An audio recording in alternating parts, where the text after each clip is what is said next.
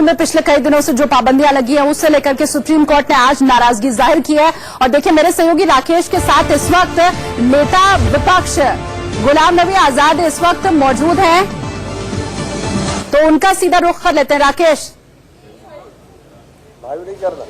हमारे साथ राज्यसभा में नेता प्रतिपक्ष गुलाम नबी आजाद साहब हैं। गुलाम नबी आजाद साहब ने भी याचिका दाखिल किया था सर्वोच्च न्यायालय में। आजाद साहब, जिस तरह से सर्वोच्च न्यायालय का जो फैसला आया है उसे किस तरह से देखते हैं? हम उसका स्वागत करते हैं। बहुत सारी चीजें सुप्रीम कोर्ट ने क्लियर की है। सुप्रीम कोर्ट का ये कहना कि वॉइस ऑफ डिसेंट को डिस्टेबलाइजेशन से नहीं जोड़ना चाहिए, जो कि ये सरकार हमेशा कहती है, कश्मीर के अंदर भी और कश्मीर के बाहर भी हो। जब कोई सरकार की नीति के खिलाफ और सरकार की गलत पॉलिसी के खिलाफ आवाज उठाता है, उसे तो कहते हैं ये विदेश की आवाज बोल रहा है और ये डिस्टेबलाइज कर रहा है। तो इसको सुप्रीम कोर्ट ने स्पष्ट कहा है कि आप वॉइस ऑफ डिसेंट और डिस्टेबलाइजेशन को आपस में जोड़ नहीं सकते। ये एक बहुत बड़ा फैसला है।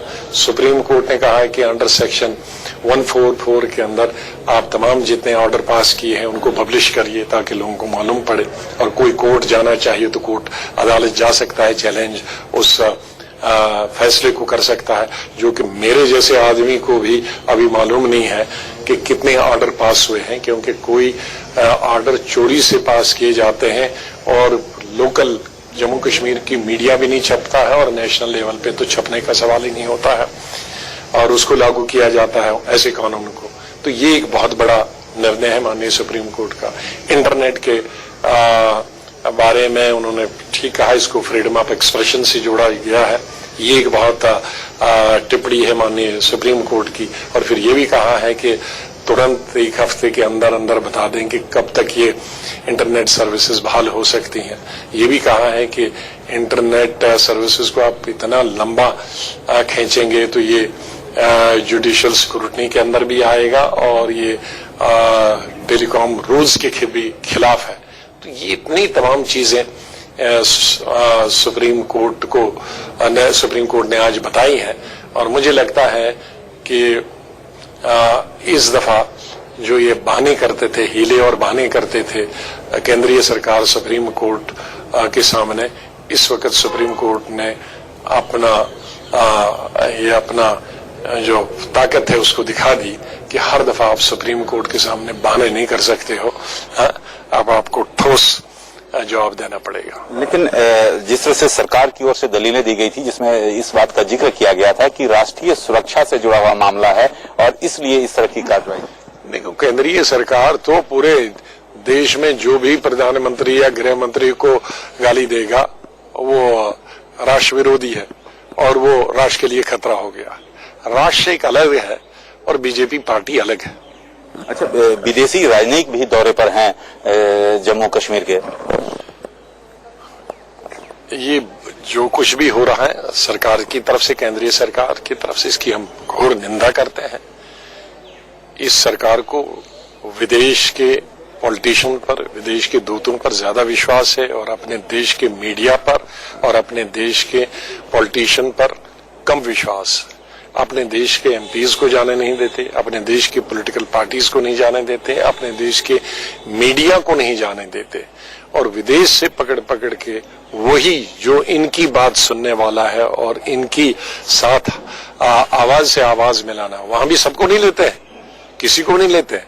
जो पहले इससे बातचीत हो और जो इनकी आवाज के साथ आवाज मिलाए उसको लिया जाता है, और फिर वहां के मीडिया से नहीं मिलाया जाता है, वहां के मेन स्ट्रीम पॉलिटिकल पार्टीज से नहीं मिलाया जाता। मैं नहीं कहता हूं कि अलगाव से तो मिले हैं वहां पर लोग वही हैं जिनको 6 महीने यहाँ ट्यूटर किया गया था। एक एक लीडर को यहाँ वहां से बुलाया था, 6 महीने यहाँ उनको बिठाया था, उनकी सेवा की थी, उनको बताया था क्या क्या पूछना है। ये भी पूछवाया गया था। वहां किसी ने उन लीडरों में से ये भी कहा था कि ये कहना अगर इंटरनेट सर्विसेज यहाँ लगाओगे, शुरू करोगे तो बहुत नुकसान होगा। ये सब ट्यूटर यहीं से हुआ था, तमाम चीजें।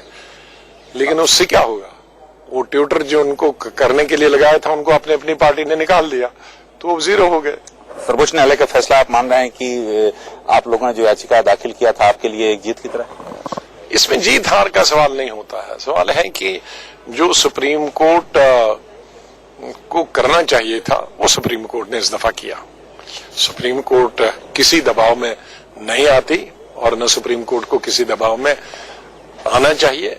मुझे लगता है कि सुप्रीम कोर्ट ने एक निष्पक्ष निर्णय लिया है, उसके लिए मैं हार्दिक बधाई। एक प्रश्न, क्योंकि आपसे जानना जरूरी है, क्योंकि आप राजसभा नेता प्रतिपक्ष हैं, जेएनयू में जिस तरह से आंदोलन चल रहा है और वीसी की भूमिका को लेकर वहां के बारे में हमने जेएनयू के बारे में बताया है कि एक जुडिशियल इंक्वायरी होनी चाहिए, हाई लेवल जुडिशियल इंक्वायरी होनी चाहिए और एडमिनिस्ट्रेशन ऐसे लोगों के हाथ में होनी चाहिए जो निष्पक्ष हो, किसी एक पार्टी या एक सोच से संबंधित नहीं रखने वाले हों।